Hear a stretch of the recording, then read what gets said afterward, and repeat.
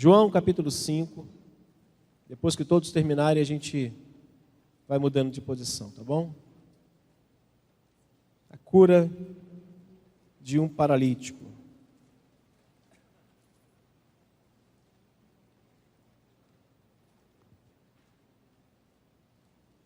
Amém.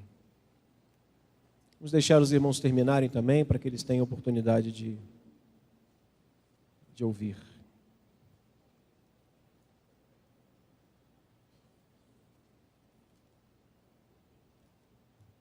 Eu sempre que vou abrir a palavra de Deus para ministrar aos irmãos, eu faço isso com muito temor, tremor, mas também faço com extremo respeito aos irmãos. Eu sei muito bem qual é a minha posição. Eu sou um pastor auxiliar. Estou aqui para ajudar, assim como os demais, ajudar o bispo a pastorear o rebanho que Deus confiou a ele. Então, eu não tenho direito de ser indelicado, desrespeitoso. E se estou chateado com alguma coisa, os irmãos não têm nada a ver com isso. E eu acho que pastor que prega chateado e usa os irmãos para ouvir a sua chateação, não merece pregar. Porque é uma oportunidade que nós temos maravilhosa de poder ministrar a palavra e ver os efeitos dessa palavra no coração dos irmãos. Mudança, cura, libertação, entendimento. Então, o que eu vou falar é de forma extremamente elegante e educada aos irmãos, não ofensiva, tá bom? Vou tratar de um assunto que deve ser para todo pastor, que eu tenho certeza que é, para eles aqui, para mim também, é algo que a gente não tem nenhum medo de pregar.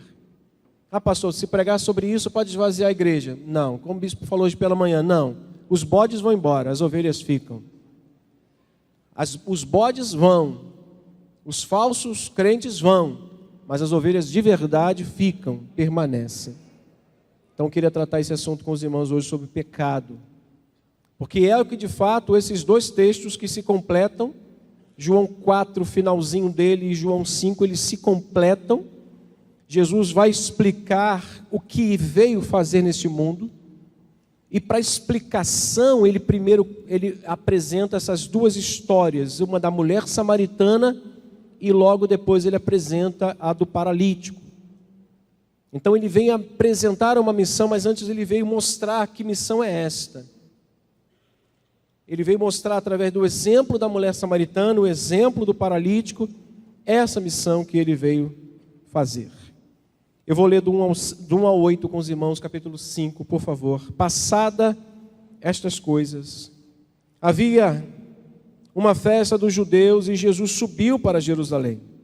Ora, ali existia junto à porta das ovelhas um tanque chamado em hebraico Betesda, o qual tem 5 pavilhões. Leia o verso 3, por favor.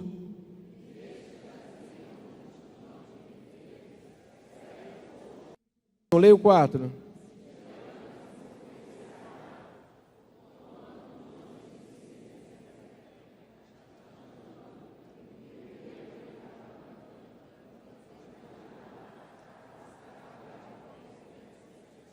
Verso 5 diz: estava ali um homem enfermo havia 38 anos. Jesus, vendo-o deitado e sabendo que estava assim há muito tempo, perguntou-lhe: queres ser curado? Respondeu-lhe o enfermo: Senhor, não tenho ninguém que me ponha no tanque quando a água é agitada, pois enquanto eu vou, desce o outro antes de mim. Então lhes disse Jesus: o quê? Levanta-te, toma o teu leito e anda. Só até aqui. Nosso Deus e Pai, abençoa-nos nessa pequena reflexão antes de sentarmos à mesa com o Senhor. Prepara os nossos corações e fala a cada um de nós, em nome de Jesus. Amém.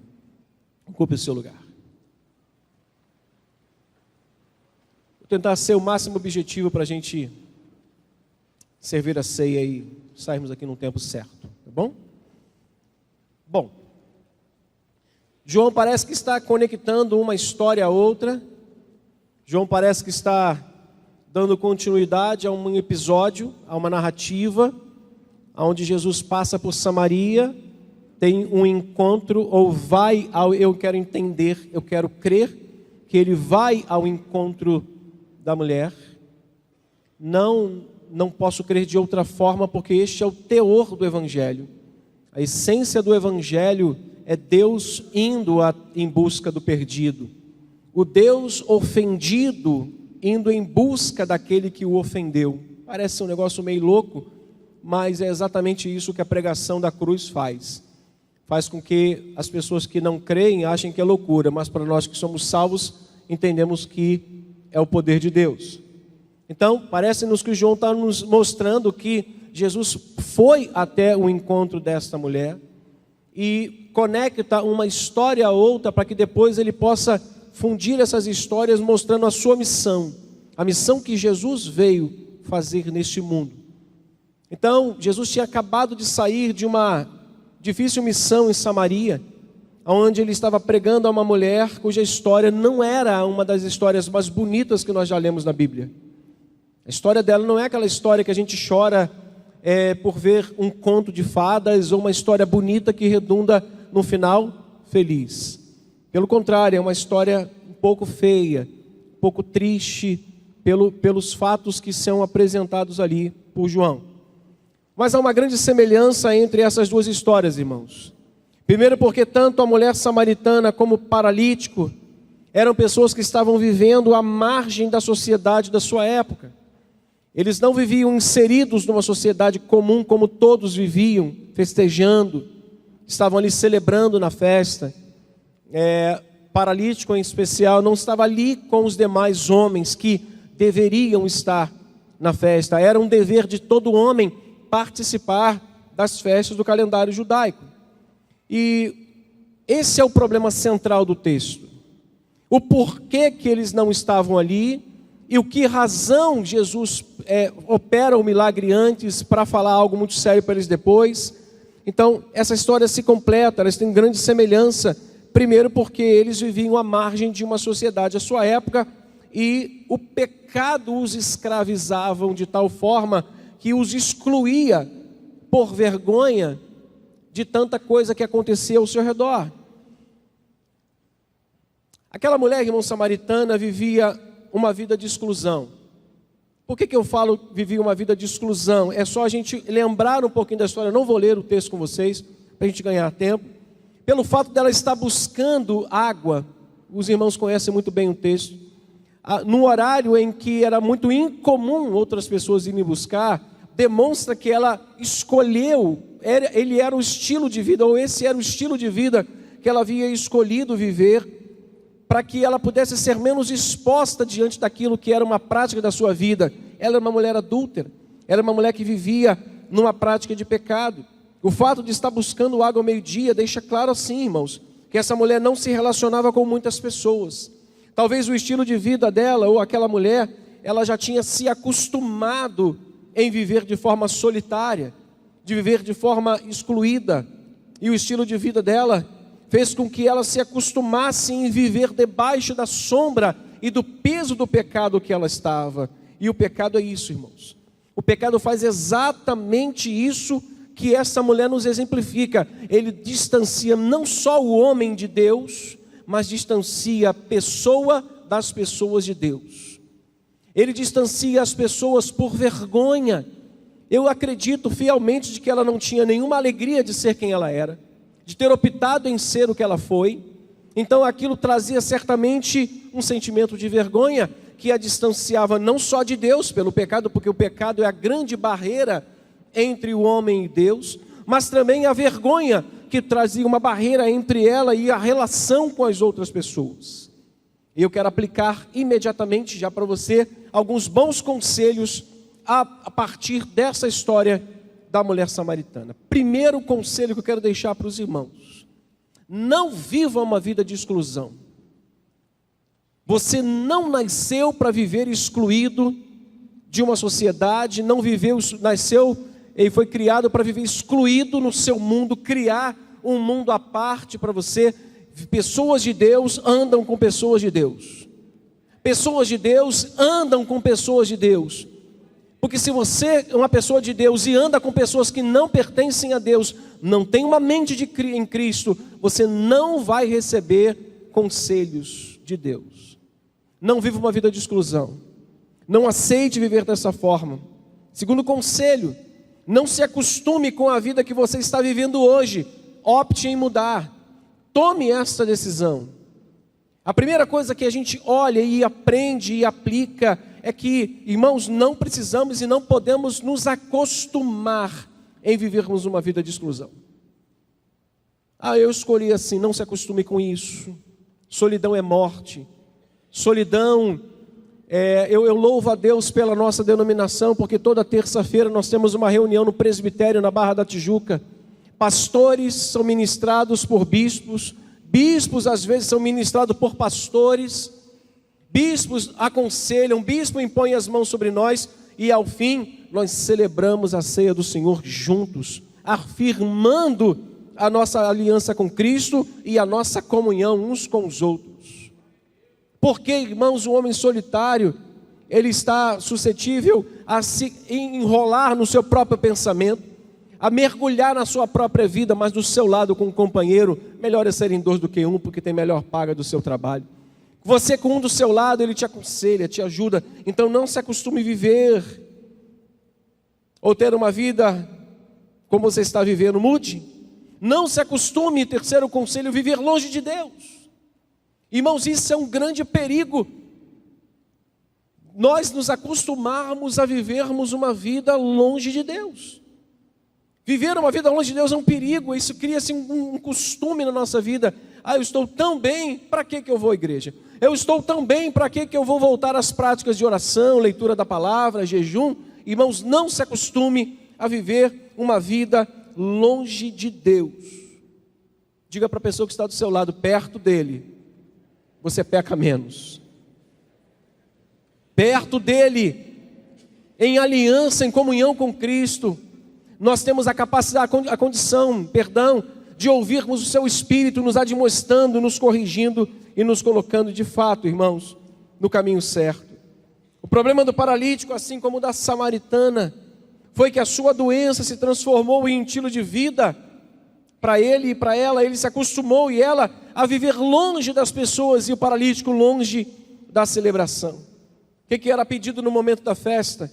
No momento da festa era pedido que os homens judeus pudessem participar da festa, pudessem estar inseridos. Oh meu Deus, passaram uma cola aqui, soltou. E Jesus, quando a gente olha para o texto, ele não fica longe da festa, ele procura a festa, mas na festa, irmãos, ele chega e observa quem está do seu lado. O que era o tanque, o que eram esses lugares onde os doentes ficavam? Era uma grande varanda, onde ali ficavam excluídos da festa os doentes, os coxos, como nós acabamos de ler, os paralíticos. E Jesus, no meio da festa, ele observa para o lado, ele olha para o lado e percebe que ali havia uma multidão que não festejava. Havia uma multidão que não estava em festa, mas era uma multidão que chorava. Era uma multidão que estava clamando por socorro, era uma multidão que estava clamando por uma necessidade que era real na vida de cada um deles. Era uma multidão que estava chorando de fato e de verdade, irmãos. Deixa eu trazer um pedaço da mensagem aqui agora para os irmãos. Aquela multidão era alimentada por uma antiga crença. A crença nós ouvimos aqui, a antiga crença que dizia que quem chegasse primeiro, depois que o anjo movimentasse as águas, ali ele entrasse, ele recebia o seu milagre ou a sua cura. Aquela multidão era alimentada por essa antiga crença. E aquele paralítico, parece-nos que há 38 anos ficou sendo alimentado por algo que só lhe trouxe frustração e tristeza. Qual foi a expressão que ele trouxe? Eu não tenho ninguém que me possa colocar no tanque quando a água é movimentada. Imagine há 38 anos sendo alimentado por uma crença que o excluía da festividade como um homem judeu, que o excluía da festividade com os outros homens, que o excluía da comunhão com as pessoas, e há 38 anos sendo alimentado por uma antiga crença que só lhe trouxe tristeza e frustração.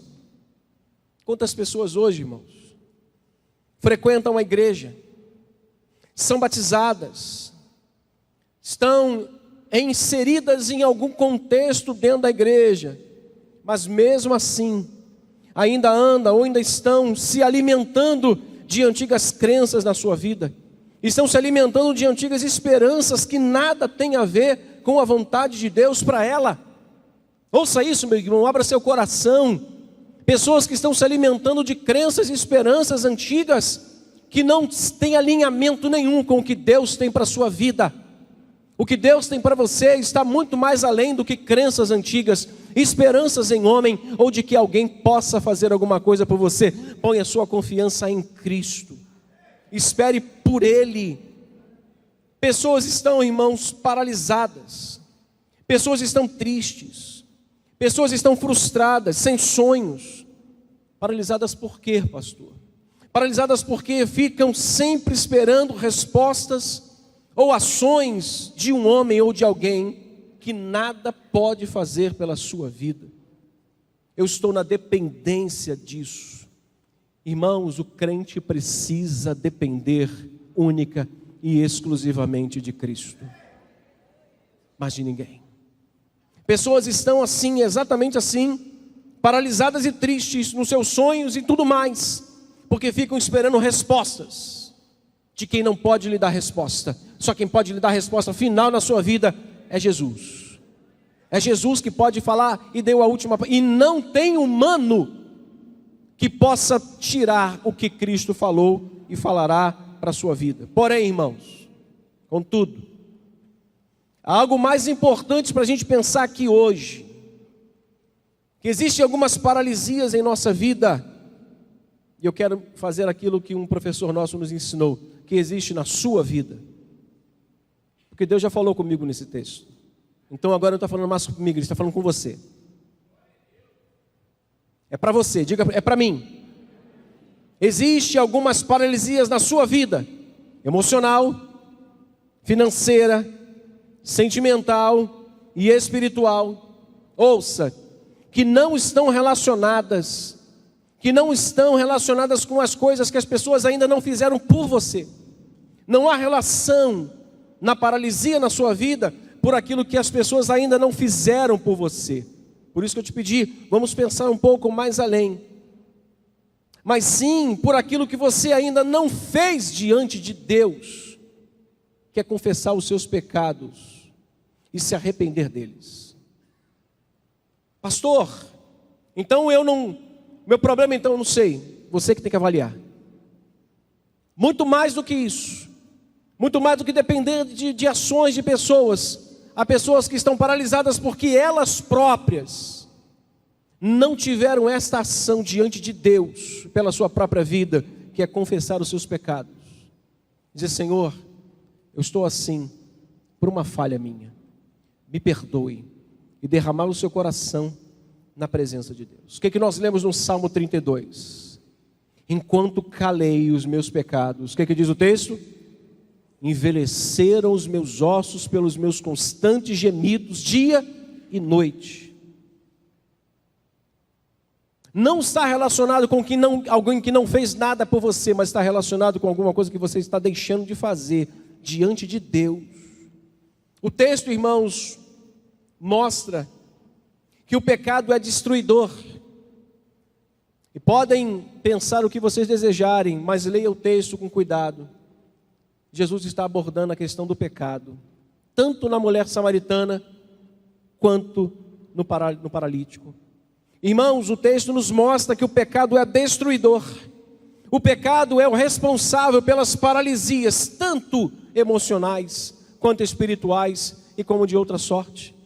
O pecado é o responsável por a barreira e por aumentar essa barreira que distancia o homem de Deus e o homem das pessoas, de andar com pessoas de Deus. O texto mostra que o pecado é destruidor, e esse homem estava sofrendo, estava sem amigos, sem ajuda, sem esperança, exatamente por causa do seu pecado. Mas pastor, onde está escrito isso? O próprio Jesus disse isso no versículo 14, depois de curá-lo. Jesus reencontra-se com ele, e ele diagnostica o problema que o levou àquela paralisia, que foi a consequência do mal sobre a sua vida. Jesus disse para ele assim: olha, vejo que não está mais doente, estás curado. Vejo que você realmente agora está bem. Agora, vá e não peques mais. Para quê? Para que não te aconteça coisa pior. O pecado é destruidor. Diga comigo, o pecado é destruidor. Pastor, como é que eu lido com isso? Você não consegue. Pastor, como é que eu venço o pecado? Você não consegue. Só quem consegue vencer o pecado é Jesus.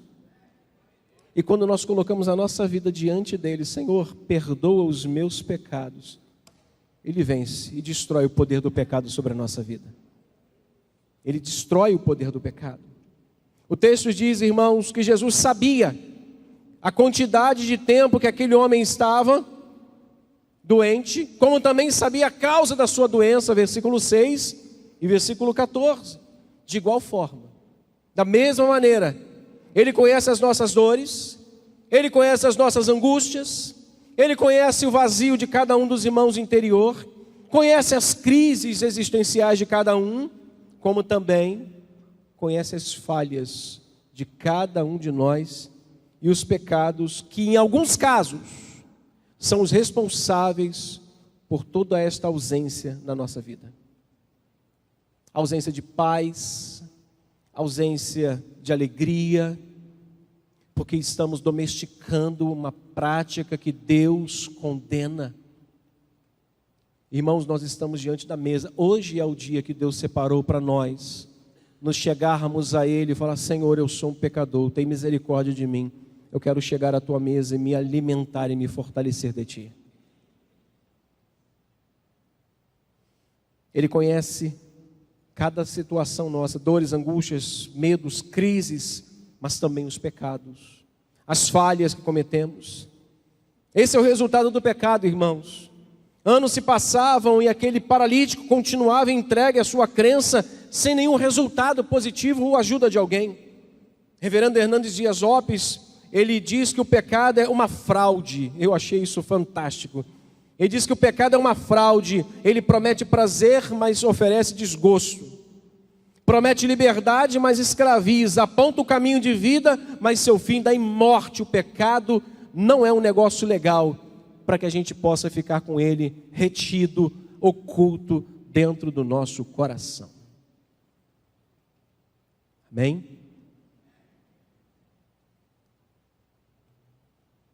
O problema do sofrimento apresentado no texto, irmão, sem dúvida era o pecado. Mas o ponto alto, o ponto extremo que o texto vai mostrar, ou que deseja mostrar, é que Jesus conhece todas as coisas. Diga comigo, Jesus conhece todas as coisas. E mais do que isso, Ele não só conhece todas as coisas, Ele não só conhecia a quantidade de tempo que o paralítico estava enfermo, mas conhecia também o porquê que ele estava enfermo. Aí ele não só conhece todas as coisas, como usa de compaixão para com todas as pessoas. Veja se o texto não vai nos mostrar isso. Ele conheceu o problema, ele reconheceu o pecado, ele viu que um homem estava pecando, mas ao mesmo tempo ele: o que você quer que eu te faça? Irmão, se fôssemos nós e tivéssemos a consciência de que alguém estava na prática do pecado, com essa mente carnal humana, maligna que nós temos, perversa, vai continuar no seu pecado e vai continuar aí esperando. Mas Jesus olha: para o que você quer que eu te faça? Esse é o ponto alto que João apresenta. Esse é o ponto alto do texto, que vai mostrar o divino conhecimento de Cristo e a compaixão que Ele tem por todos os pecadores. E essa de fato é a essência, irmãos, ou este de fato é a essência do Evangelho. O Evangelho não é o homem buscando a Deus, mas Deus buscando o homem. Jesus estava na festa e olha para o lado e observa. Irmãos, eu vou aplicar, Ele está aqui, Ele observa cada um de nós. Obrigado, Dudu, Eduardo. Ele está aqui e observa cada um de nós. Deus não está ocupado com outras coisas, Ele está preocupado com a sua igreja. Ele estava na festa, mas estava observando, e olha, ele encontra ali um homem. E foi isso, irmãos, que vimos no texto. Foi isso que vimos Jesus fazendo no texto, Jesus olhando para 2 pecadores, um já passou, que foi a mulher. Irmãos, foi o homem que caiu. Foi o homem que caiu e se afastou de Deus, mas foi Deus quem buscou o homem caído. Jeremias capítulo 31, versículo 3 diz: com amor eterno eu te amei e com benignidade eu te atraí. O amor de Deus por nós é eterno. Você está aqui nesta noite, pastor, eu cometi alguns pecados, o amor de Deus por você é eterno. A minha paciência por algumas pessoas tem limite, assim como a dos irmãos aqui, mas a paciência de Deus é eterna, é infinita. O amor de Deus é infinito pelos pecadores. O homem pecou, mas foi Deus continuou amando da mesma maneira. O homem, quanto mais ele pecava, mas Deus olhava na sua ira e com ela se lembrava da misericórdia. Irmãos, se nós pudéssemos parar para pensar sobre isso, nós deveríamos estar aqui de joelhos, andar de joelhos em gratidão todos os dias, porque esse Deus não olha para os nossos pecados, Ele olha para aquilo que Ele fez na cruz através do Seu Filho pela sua vida. Foi o homem que caiu então, mas Deus foi quem o buscou. O amor de Deus é eterno. O homem pecou, mas Deus continuou o amando da mesma maneira. Os antigos puritanos diziam que não há nada que possamos fazer para Deus nos amar mais.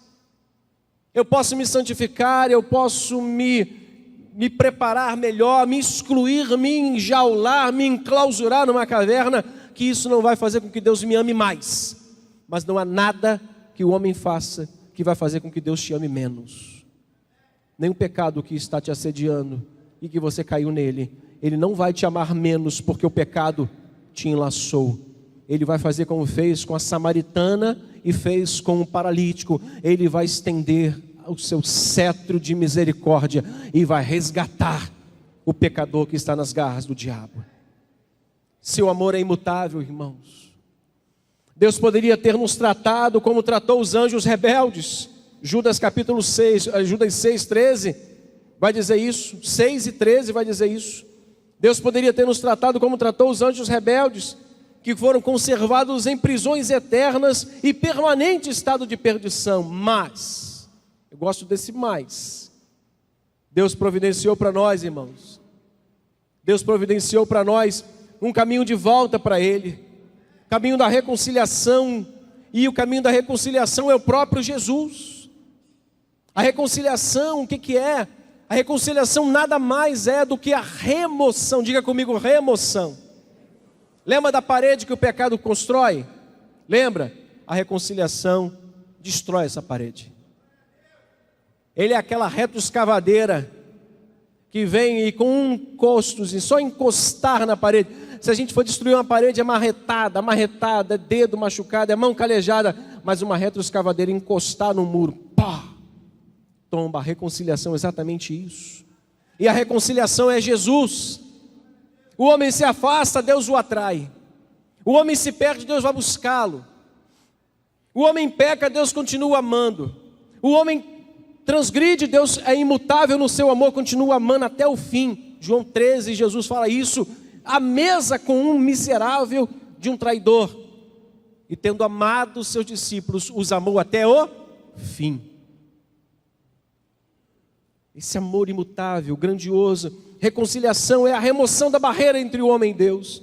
Reconciliação foi uma iniciativa divina, não foi uma iniciativa humana. O homem é o ofensor e Deus é o ofendido. Essa atitude deveria ter partido de mim, Otávio, do Sérgio e de cada um de nós. Diga de mim também. Essa iniciativa devia ter partido de nós, a parte ofensora, mas partiu de Deus, a parte ofendida, fazendo com que o seu filho fosse entregue na cruz do Calvário. Que tivesse morte de cruz. Na verdade, não foi a cruz de Cristo. Olha a ideia que eu quero que você desconfigure da sua mente. Não foi a cruz de Cristo que gerou o amor de Deus por nós. Então quer dizer que Deus nos amou a partir de Jesus na cruz? Não! o amor de Deus levou Jesus à cruz. Ele não precisou matar o seu filho, entregar o seu filho à morte para nos amar. Ele nos amou, por isso ele deu o seu filho. Porque Deus amou o mundo de tal maneira, o amor está em primeiro, que deu o seu filho unigênito, para que todo aquele que nele crê não pereça, mas tenha vida eterna. Esses dois textos, esses dois exemplos mostram, irmãos, alguns efeitos desse amor, que é o ponto alto desse texto. Ponto alto dessa linda missão de Jesus pelos pecadores. Jesus sabia dos efeitos do pecado da samaritana e do paralítico no presente e no futuro. A gente tem uma limitação muito grande, mas Deus não. Deus sabia em Cristo dos efeitos daquele pecado para o presente e para o futuro daquela samaritana, mas escolheu salvá-la e dar a ela uma nova vida e ser uma pregadora do Evangelho. Deus escolheu ir lá naquele homem, sair da festa. Eu não sairia nunca, é ruim, mas Jesus foi. Saiu da festa, foi no meio dos doentes. Falava na quarta-feira um pedacinho desse texto. Eu dizia que eu fico imaginando que o texto nos diz do paralítico, mas eu não acredito que Jesus não tenha curado mais. Eu acredito que Jesus tenha curado todos os doentes. Quantos creem nisso? Eu acredito que Ele tenha curado todos os enfermos. Ele foi lá, é igual a gente ir na praia. A gente vai na praia, passa protetor solar, bota lá aquele calção de banho, né? Dá uma enxugada na barriga, né? Para ninguém achar que a gente está com a boia. Aí você chega na beira da praia, olha para a água, entra no seu carro e vai embora para casa. Irmãos, foi para a praia para se molhar. Jesus entra naquele ambiente, naquela varanda, e eu não acredito que Ele tenha curado só um, Ele tenha curado muitos outros ou todos que estivessem ali. Ele sabia os efeitos, irmãos, do pecado, da samaritana e do paralítico, para o presente e também para o futuro, se Ele não tivesse tido compaixão deles. Você já parou para pensar nisso? Se Jesus não tivesse compaixão de você, Robson e João, você já imaginou, Vilmar, se Deus não tivesse compaixão de nós, como é que seria o nosso presente hoje e como é que seria o nosso futuro amanhã? Já parou para pensar nisso? Para que você possa sair daqui hoje e voltar para casa andando de joelho? O que seria de nós se Ele não tivesse tido misericórdia de nós? Ele vê todas as coisas. Jesus viu o amor pelas riquezas também do coração do jovem rico e não pôde fazer muita coisa por ele. Deixa eu te dizer isso.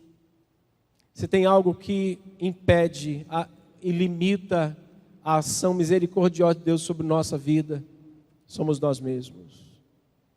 Jovem rico, Jesus não pôde fazer muita coisa por ele, porque o seu coração estava preso a este mundo e às coisas dessa vida. Jesus também viu, irmãos, a falsidade no beijo de Judas e não pôde fazer nada por ele, porque ele já estava de todo corrompido na sua vida, o pecado já tinha o dominado, já tinha consumado o seu coração. Eu tenho uma mensagem preparada sobre Judas e o tema é: para ele não deu tempo, mas para você dá. Para ele não deu tempo, mas ainda dá tempo para você. Jesus não pôde fazer mais nada por ele. A única coisa que ele fez em amargura foi pegar as moedas e lançá-las, para dizer assim: eu me arrependo, mas não deu tempo. Ah, pastor, mas ele foi salvo. Eu creio, é uma discussão à parte. Jesus viu então a falsidade no beijo de Judas e não pôde fazer nada por ele. Cuidado para que você não se coloque numa posição que impeça a ação do Espírito Santo trabalhar na sua vida. Mude, confesse, abra seu coração na presença de Deus. Não se prive do melhor de Deus para a sua vida. Meu irmão, não se prive do melhor de Deus para a sua vida. Eu falei a Denise essa semana que teve uma coisa que me rasgou o meu coração, me levou às lágrimas. Eu liguei para uma pessoa que não está bem, está na prática do pecado. E eu perguntei, fala comigo, você está bem? Ele disse, nunca estive tão bem. Eu disse, tem certeza? Ele, estou bem demais. Nunca estive tão bem, pastor. Ele disse, ok. Posso te ver? Pode sim. Então, nessa semana eu vou te ver. Vai eu e outro pastor visitar o irmão. Irmão, não fecha a porta. Eu vou falar sobre isso já já, na aplicação final. Além de Judas, dele não ter podido fazer nada, mas ele viu a sede e a verdade que havia no coração de um homem chamado Zaqueu e o salvou. Este sim. Jesus viu um coração receptivo. Viu também o arrependimento sincero do ladrão na cruz e prometeu lugar no paraíso. Aproveite hoje essa oportunidade. Aproveite hoje essa oportunidade, essa porta aberta diante de você. É um culto evangelístico, tá bom? É um culto de praça hoje, é um culto da praça lá de Vila Humaitá, São João de Meriti. Culto chamado culto relâmpago, lembra, Denise? Manu era pequenininha. Pegava a Kombi, enchia de instrumento musical e parava numa praça. O irmão botava o violão para fora e cantava, aí tinha uma meia dúzia de bebum ali no bar, uma meia dúzia de fofoqueira não, é pessoa da janela ali. Não é fofoqueira não, é pessoa que fica na janela. Aí ela estava lá na janela, daqui a pouco apresentava-se ou eu ou outro pastor e começávamos a pregar. Aí a janela era fechada, os copos eram recolhidos, eles entravam nos carros, iam um para outro, meia hora depois a Kombi parava, tirava da mala o violão, a bateria e saía um outro pregador.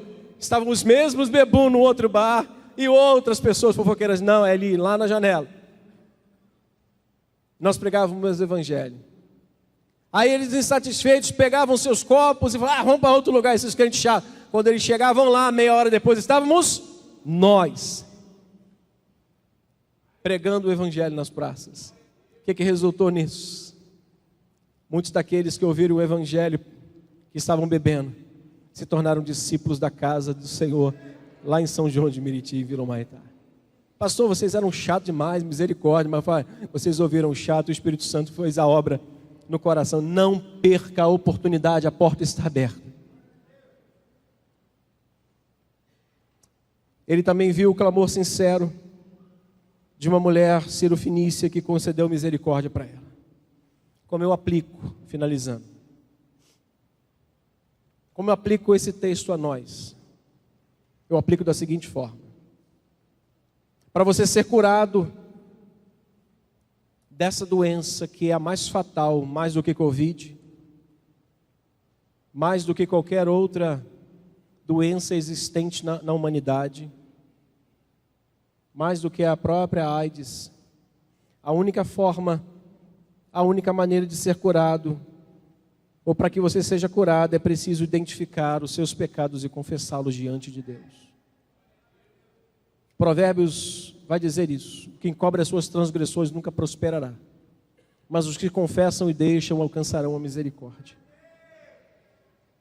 Segunda forma que eu aplico esse texto: não se envergonhe de apresentar suas fraquezas diante de Deus.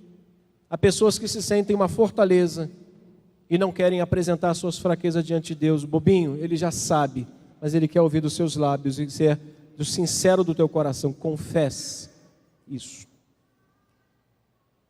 E o conselho final: não faça de conta que a atual condição da sua vida hoje nada tem a ver com o pecado, porque pode ter, como não pode ter.